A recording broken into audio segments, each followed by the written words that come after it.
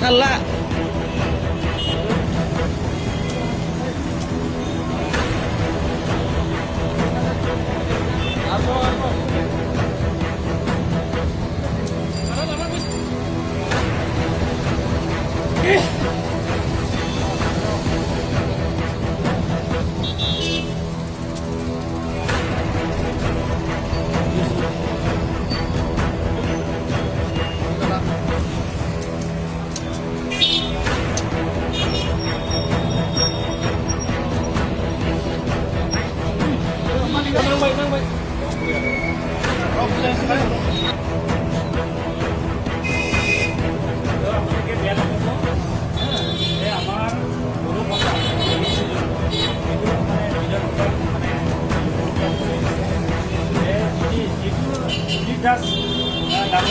তেওঁলোকে অলপ মানে তেওঁলোকে মানে কৰি চাওক, তেওঁলোকে ভাবি চাওক যে এটা ভাষা 8th শিডিউল এছামিজ ভাষাও 8th শিডিউলত পাইছে, যে অসমীয়া মানে বড়োসকলৰ বড়ো ভাষাটো 8th শিডিউলত পাইছে।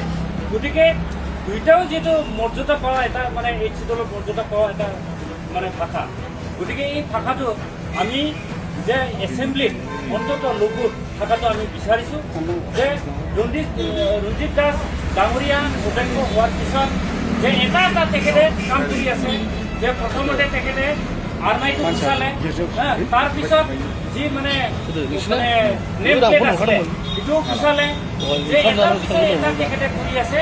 তাৰ পৰা আমি বুজা যায় ৰঞ্জিত কুমাৰ দাসে বড়ো এণ্টি ট্ৰাইবেল ব্যক্তি, তেখেতক আমি নিৰ্ণয় কৰিছোঁ যে আমি দুখ পাইছোঁ বড়োসকল হিচাপে।